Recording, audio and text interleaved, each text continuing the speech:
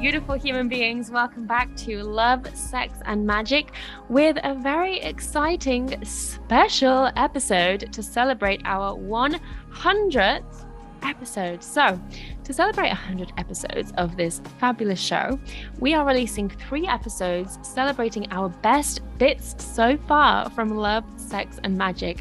So today's episode is all about love. We have the fabulous Kelsey Grant, Alexandra Durigan, Sarah Jenks, and Danielle LaPorte talking all things love and relationships with me. We're talking about green flags and red flags to identify in new relationships, integrating womb wisdom into your self-love and healing journey, the new model of modern marriage, and how to embody love in conflict, forgiveness, and letting go. So let's get into the episode. I think, what I'm hearing as well is when we rush into something new too fast, we kind of put the focus on them and take it off of ourselves. And so what I'm taking from what you've just said is like, keep the focus on you and how you're feeling every step of the way instead of just focusing on them.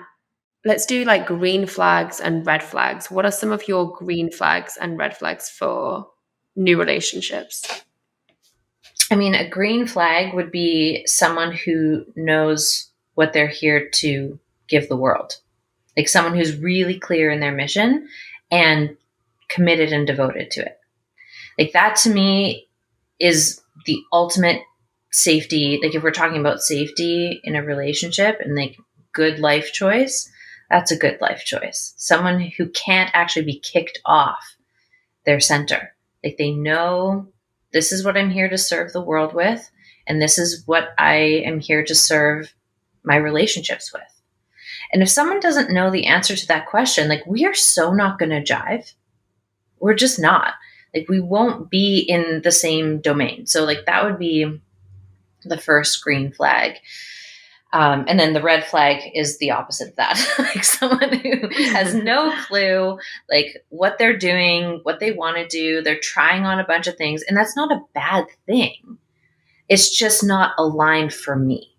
Mm-hmm. So that's why it would be a red flag, is because then that would actually hook me into that codependent pattern of like, oh, let me mother you. Mm-hmm. And like, no, thank you. Not interested. No, we're not doing Not that. interested. Someone who also just has a deep devotion for serving the feminine. And I don't mean serving women. I mean serving the feminine principle. So understands the importance of going slow and honors that. And, there's a lot of rushing in relational dynamics these days that, to be honest, appalls me. Like, I find it such a turnoff. I'm like, someone who is really willing to go slow and values getting to know me just as much as I value getting to know them. Like they're not interested in hooking into fantasy either. They have a right relationship with reality, just like I do. So that would be like another green flag. And then I think a third green flag would be someone who just has a sense of humor about life, like who can laugh at themselves, who is self-aware, and can have a little fun with their humanness. And like, we don't have to take it so damn seriously all the time. Like they can be serious, but they also can see the humor of how ridiculous we can be as human beings sometimes. So I'd say like those are like some really top green flags to look for.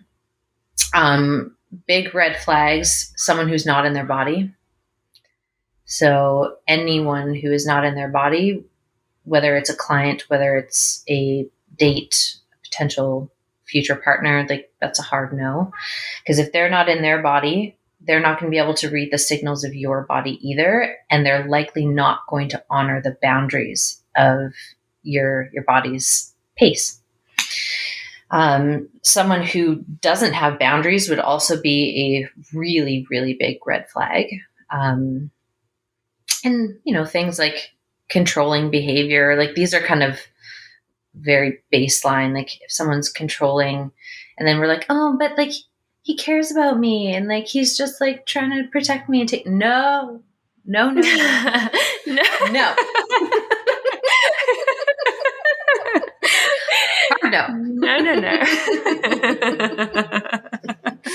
No. And, a big red flag for me now would be someone who hasn't individuated from their family system. So someone who is still plugged into these codependent roles within his family system. Like, can he stand up to his parents? Can he stand up for what's right? And sometimes that might mean going against his family system or going against like the mainstream or going against like the dominant idea in his friend circle. Like, is he actually, or they or her, whoever, like, are they devoted to truth? And are they willing to serve truth, even if it means that they might have to feel a little discomfort, even if it might mean that they might have to go through a phase of time where things are a little shaky in the family system because we're standing for truth, not codependency. And if someone is fused in their family system, like, first of all, your relationship is not even in like the top 5 of priorities, because the top priority is keeping the codependent web alive in the family system, but also everywhere else.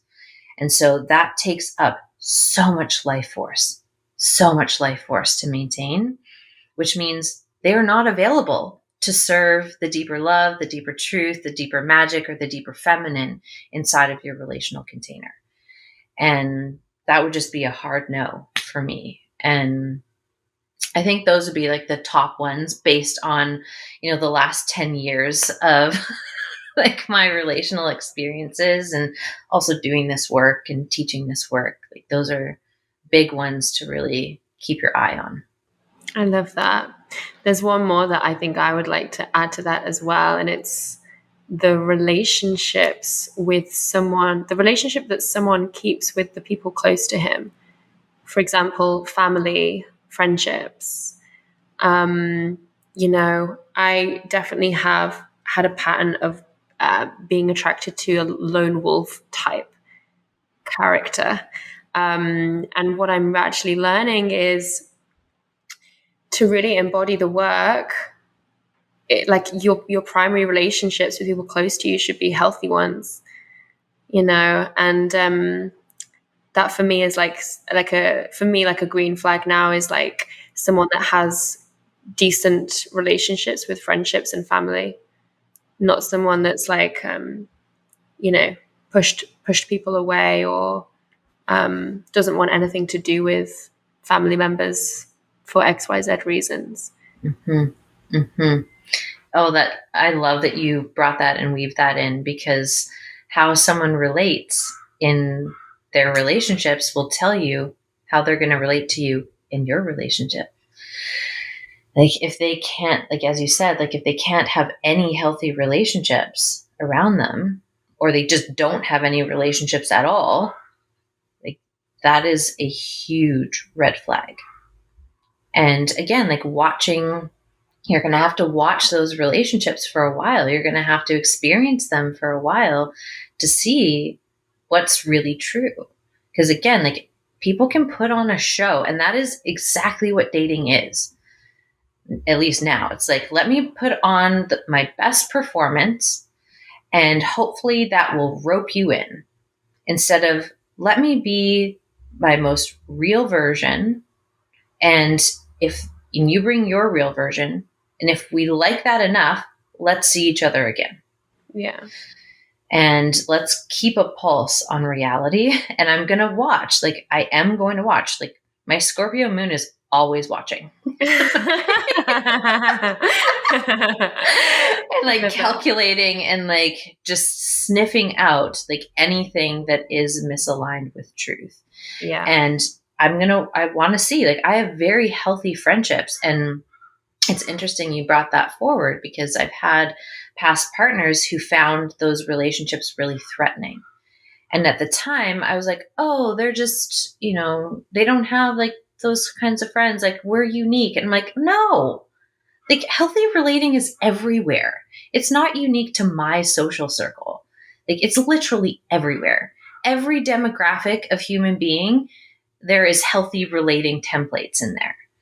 So if someone is threatened by my very healthy relationships with the men and women and people in my community, that is a signal to me that either they don't have healthy relationships, or there's something way more sinister going on underneath that I want nothing to do with.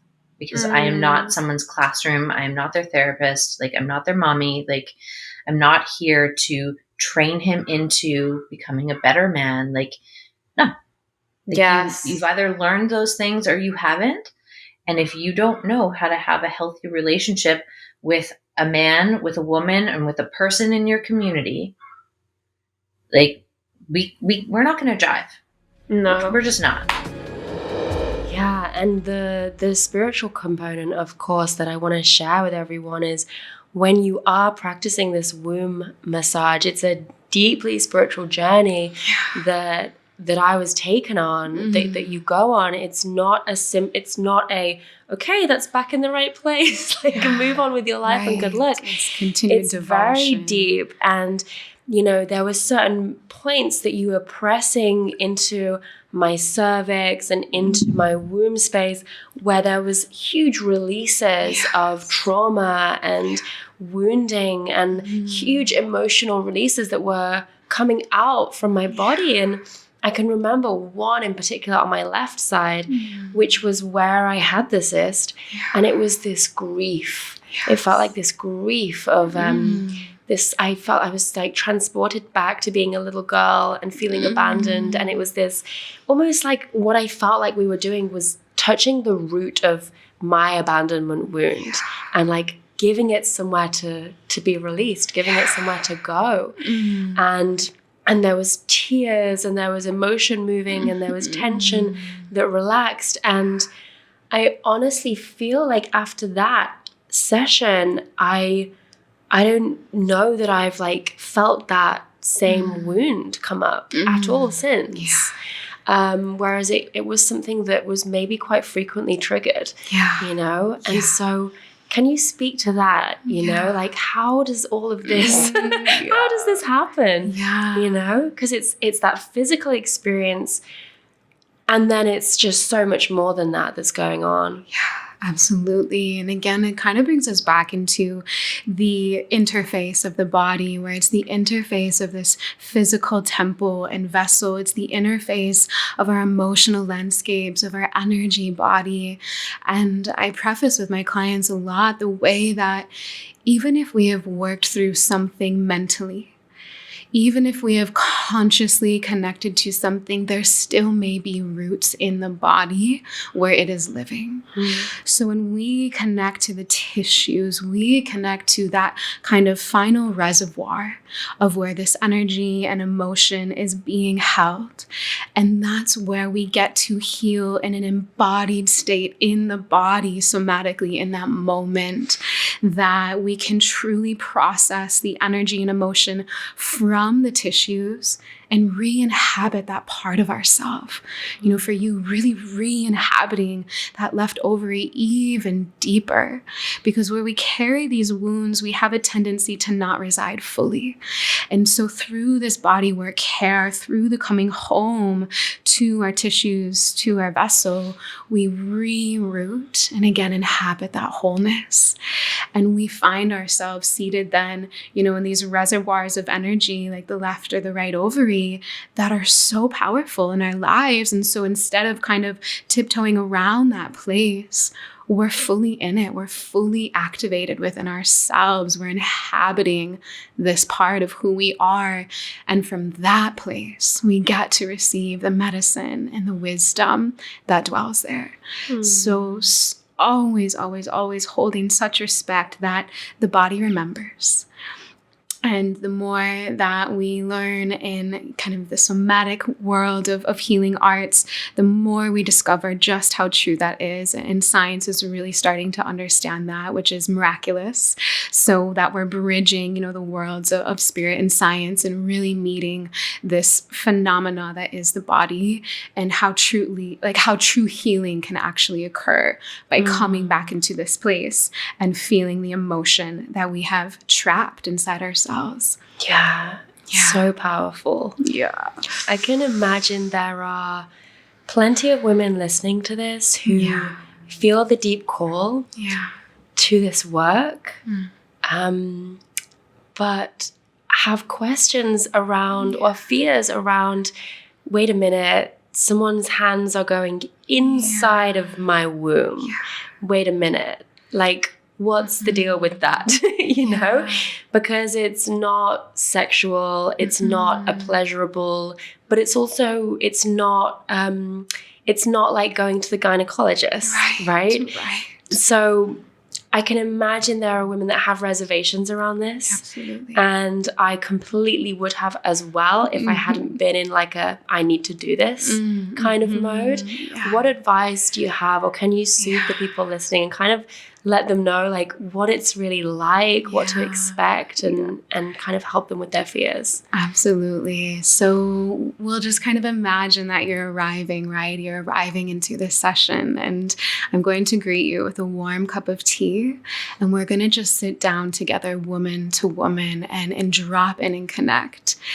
And I call this care devotional body work within a ceremonial setting, because devotional bodywork means that we are holding the utmost of respect to you and your body. So we are going to go so slow, and we are going to start in places that are more comfortable. The body is an interweaving where all parts really connect to each other. And when we look at the fascial planes, we begin to heal through the legs and down the diaphragm, and we're already nourishing the pelvic space. So what you experience in a session is touch in these kind of more comfortable places, so that we begin to drop into deep, deep safety together. And kind of where a lot of our reservations can come once we start to get to more of the intimate places is just from sexual wounding that we've carried. And I personally believe that it is sexual wounds that permeate our Western care realm, which is why we don't talk about sexual health, which is so important to our overall health. Like, I don't know that we can have full, vital well-being if we're not in sexual wellness, because our sex centers are the centers of life itself. So it's a remembering that, wow, these parts of me are so sacred. And when we start to understand the way that the health of our sex centers and our womb plays a role in our hormonal balance, plays a role in our fertility, plays a role in our menstrual cycle, we can kind of come back into this awareness of, wow, this matters so much for me to receive care here. And so in the session, we go so slow because safety and comfortability is my utmost priority for every single woman, and that the body can't truly receive unless we feel safe. And so perhaps the first session, we only do external care, and we really tend to the inner hips and the womb space and the ovaries. And then maybe the second session, we do vulva care. And then maybe the third session, we do internal work. But all of these spaces play an integral role with each other and with the overall health of the body. So circling back to devotional body work, we have this ceremonial care setting to remind each woman how much she matters, to remind her how important she is. And again, we sit down, we go so slow, and we really just go at the pace of the body, respecting what that is uniquely for each woman. And as women sit with me, we drop into this remembrance together of, oh, wow, this is so safe. And oh, wow, this is like not what I maybe thought when my nerves were speaking really loud. And we can feel in our body how good it feels to be cared for. Yeah. Like when I am held by another woman and she sees me and I know I'm safe, there's so much that becomes possible in that moment for our well-being. And I just truly believe that we have to restore that for ourselves. And it's nothing like a gynecologic visit in a sterile setting. It's so warm. It's so nourishing. It's so respectful. Really. It's worlds apart. It's like how, you visit a gynecologist and it's scary and uncomfortable. It's dehumanizing. It's uncomfortable. It's not pleasant for anyone. And we think that that's it. Yeah. And then we come into spaces such as yours and we feel so nurtured, so taken care of. And I just remember so many times with you, I just cried because I was like, women need to know about this. Like all women need this. And the reason that they don't have it is because they just don't know. This information isn't being spread enough. Right. And it's how can we access that if we don't know it's there? Exactly. So we really need to spread this message and let people know that spaces like this exist and we can be cared for by women who deeply understand the womb and the healing work and everything that's involved there. Yeah. Hi guys, if you are an entrepreneur listening to this episode and you would like my eyes on your business for an entire year of mentorship, then I'm here to let you know that applications are now open for the Queendom, which is my year-long counsel and mastermind for business, love, life, and legacy. So if you are passionately growing your business and you are a leader, a powerhouse, and you're ready to relate to your business in a beautiful, healthy, feminine way and grow your impact, then join us. You can go to melwells.com/queendom to apply. I'm taking on 13 female entrepreneurs in 2023 to mentor for the entire year. And also we have 2 beautiful retreats included in that year. So if that interests you, you can go to the link in the show notes, melwells.com/queendom. And of course, this is a year-long mentorship. So this is not for brand new entrepreneurs. This is for people who have been on the journey for a little while. So can't wait. Hope you apply and we'll see you there. Let's get back into the episode. I just know that there's people listening that are in the position where they feel separate from their husband or from their family or from their partner. And like, what do you think is like the first thing that they can start to do? First of all, with their marriage. So I know you have a program called Modern Marriage, which seems to reinvent the old ideas of what marriage is. So I want to hear you talk about that. But what is like the first step if their partner is like just really not on the same page or even worse, like doing these kind of sabotaging things from their own conditioning? So I think the first place to start is to really understand what an outdated marriage looks like. And to understand that there is like a cultural system around marriage. And it like marriage has its own energy, because I would even say that Jonathan and I were more, he gave me more space to do my thing and like be my wild and crazy self. And it was a different way at the time before we got married.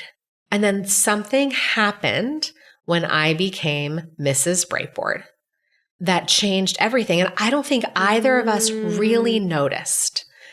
And a lot of the expectations I also put on myself in the beginning.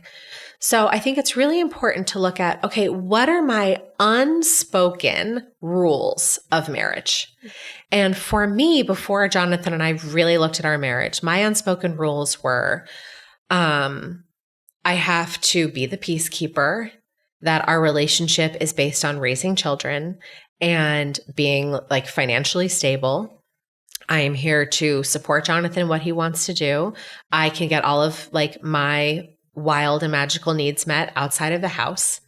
This is meant to be like a more like calm, traditional, do what's right for the kids sort of place. Yeah. And like our parents. Like our or parents. Like how we thought our parents. So this is why asking yourself the unspoken rules of marriage. Because what has happened is that we learned how to do marriage from our parents. And there's a really important thing about being in an outdated relationship is that you never talk about the relationship. You don't talk about it. You don't work on it. You don't say when something is wrong, because if you say if something is wrong, then the other person is wrong, and then you're going to get divorced. There's, and so another rule is that if there's any problems, you're going to get divorced. Or like by no means ever get divorced is another rule of outdated marriage. Yeah.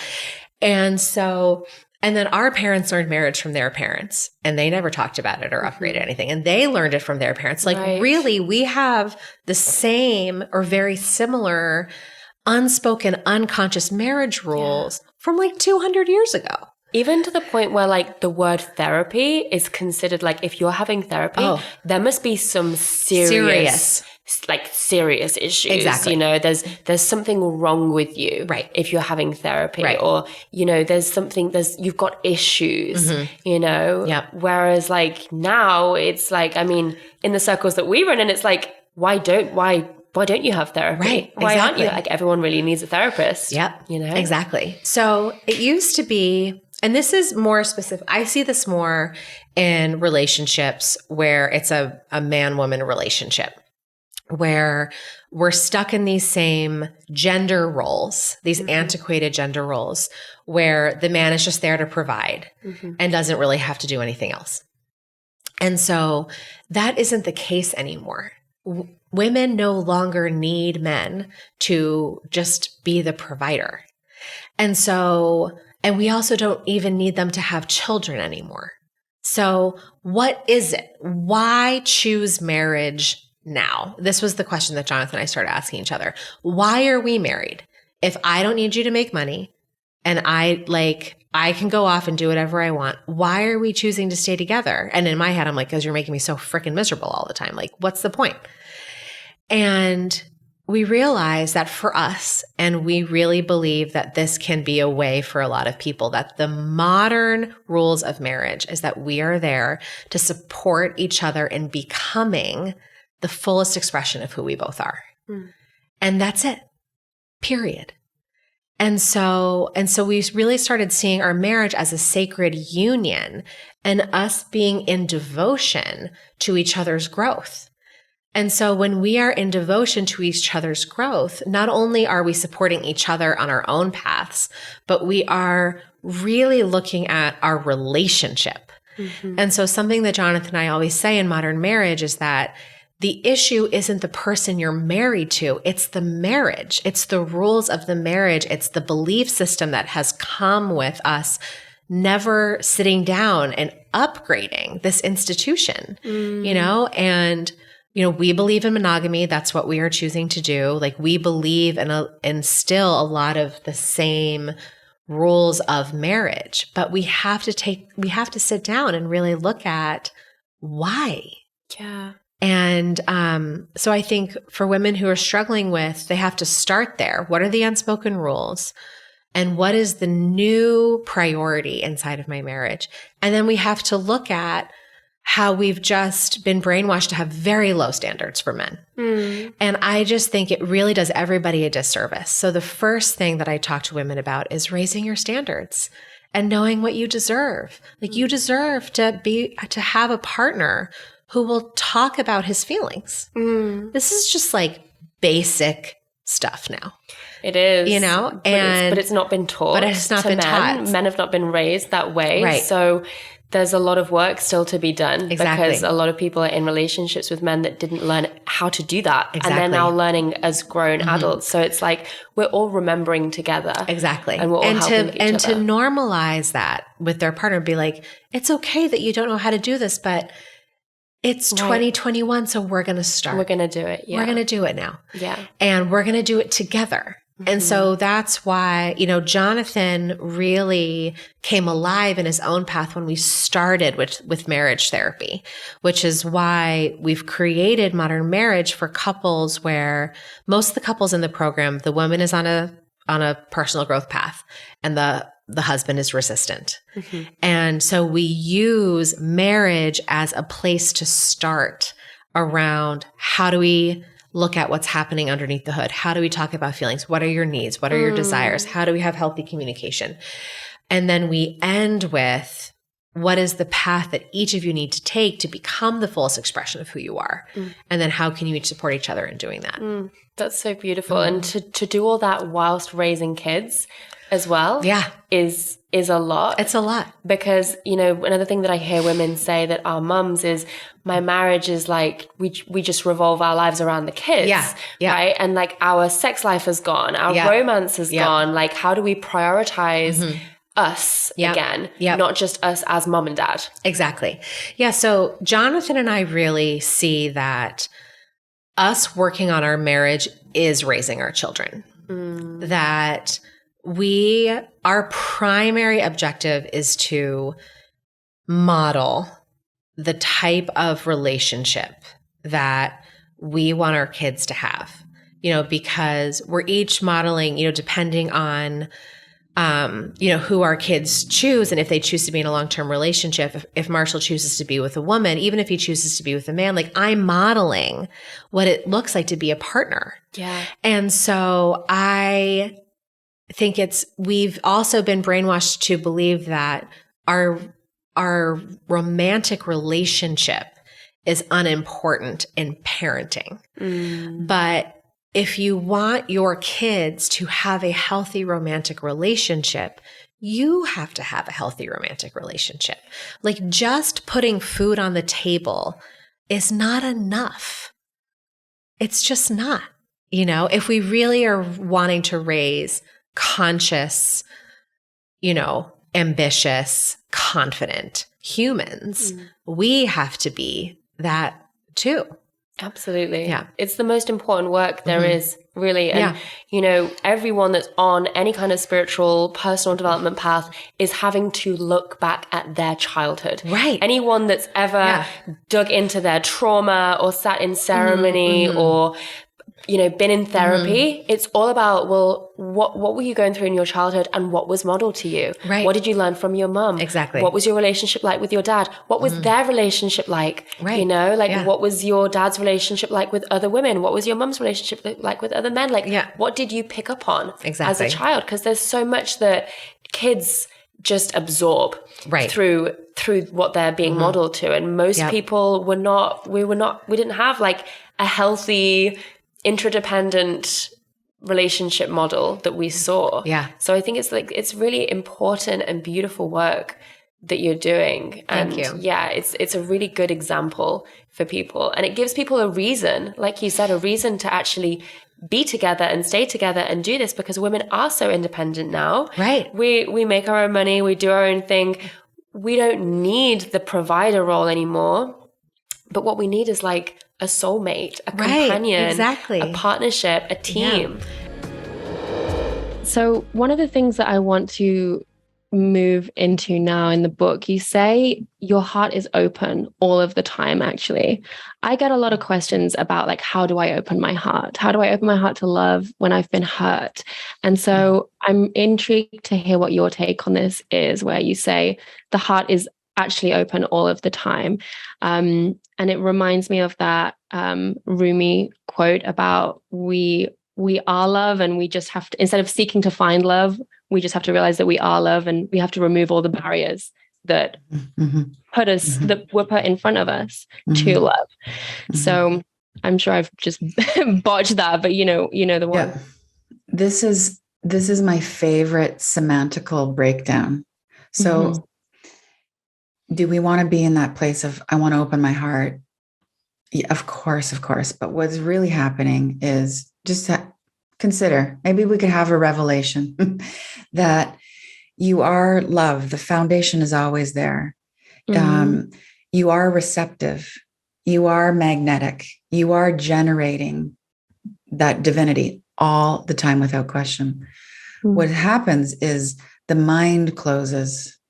And when we get that, when we understand that the foundation is this vibration, and then the aperture is just really these thoughts, then it's really motivating to choose different thoughts. It's also, I find it very comforting to I just remind myself, oh, I'm love. I got this. So that I show up as love to the conversation. Like just last weekend, my man and I were in a little bit of a row, and he was going to go off and do his thing for the day, and then I was going to do my thing. We're going to meet for sushi in the afternoon, and I went on my walk, and this is how tricky the ego is. Like I'm coming up with all of these ways that, for the sake of love, for the sake of being closer, more intimate conversation, I'm going to nail him basically on why he's wrong. Right? But I'm telling myself, this is okay. This is actually progress. This is not progress. This is me just needing to be right, and why I'm wounded, and la, la, la, la. And this is my practice. This is a micro practice that can change everything. I just look up at the sky and I go, I'm this vast. I am this loving. I just use the sky and just move into that vibe. Like just imagine being that spacious and expanded. And this little tiff we're having is just this cloud, all these opinions. It's just weather. And I'm just going to let it go. Because I'm this big. Like, again, this is the idea of like, you are a very large container. You are a vessel, a conduit of love. And yeah, so then, sushi time came. And instead of coming up with, you should have done this, and this made me feel this way, I just showed up and I was like, hey, babe. And that was it.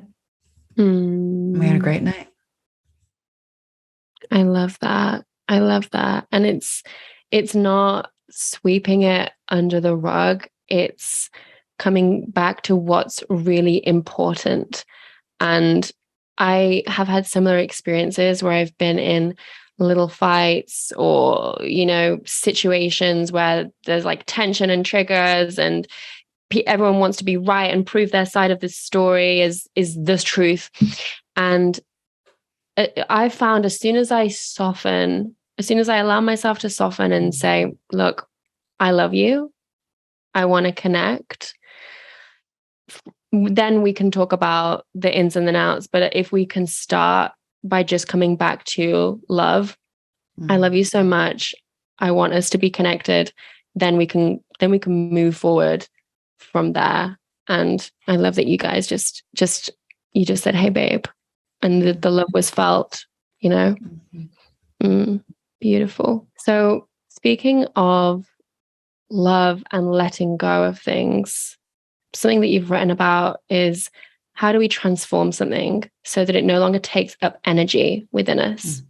And that is by loving it, bringing love to these situations, these parts, these things that are taking up a lot of energy, causing us a lot of stress. We bring love to it. Can you talk about that process and how we do that? The foundational philosophy here is that you actually can't let anything go, but you can transform everything. So you had the experience, you were angry, or you're ashamed, or you're heartbroken, you got dumped, you did something dishonest, whatever is making that, the twinge in you. And that twingy feeling, sometimes it's your conscience, it's your soul saying, hey, you are better than that. Let's get things back on track, which is really the definition of karma. It's not about punishment. It's like, just let's get back to you being your whole self. Just a little reminder, you can clean that up. So letting go for me is about transmutation, and kindness, friendliness, warmth is the only thing that changes anything in a lasting way. So everybody right now can think of something about yourself that you hate. I mean, I rarely use that word, but we have that hatred going on, right? That you loathe. What's the stuff you don't even want to tell your therapist about? It's something that happened to you. It's something that you did. You don't want anybody on social to know about this. And what if you just had a friendly conversation with it instead of taking it back to therapy obsessively? And, and this is really, I think, the conversation we need to be having with really everything and our fear and each other. So there's warmth. We know how to be warm. We know how to change our tone. We know the dialogue we could have with all that stuff we're pushing down. We know the kind words, we've got them. And it will interrupt a lifetime of resisting your shadow. Why do you want to interrupt a lifetime of resisting your dark stuff? Because all of your power is in the dark stuff. You become a whole person. You become more intuitive. Your instincts get sharper when you start pulling that stuff up out of the basement and going, oh, that's my fear that I bring to every conversation. That's me not wanting to be abandoned again that I write into my marketing copy. That's me not wanting to be neglected, which is why I just strive all the time. Oh, that's why I'm doing this. And then you say, oh, striving part of me, needy part of me. Oh, thanks for bringing that to my attention. I'm going to bring you with me. Let's go. So you're not saying needy part. You're not canceling your own neediness or calling it out, or even this bullshit of calling it up, which I think is such a disguise for just being righteous. I'm just going to call you up instead of call you out. Whatever. Does it need to be said? So we're not canceling our dark stuff. We're saying, I see you and I appreciate what you're teaching me, and you're a part of me. I created you. You created your neediness. All that, the dynamic in the relationship that's driving you crazy, that is of your making. So stop pushing it away. It is all here to be loved. The anxiety, the panic attacks, the cold sweats, the not wanting to go to work, all those heavy feelings. It's some part of you saying, hi, I'm trying to get your attention. And attention is love. I just want you to love me. Could you stop trying to change me? And then everything just relaxes and you can pull it off. So I really hope you loved this episode. If you enjoy listening to this show, I would love if you would leave us a review. And really exciting, you can now have your question answered by me on this show live by sending in a voice note to the show. So you will have the option to have this message completely anonymous too, but it's going to be like getting mini coaching from me on air. So if you want to take part in this, I would love to do this with you. So go to the link in the show notes and you'll know exactly what to do. So thank you so much.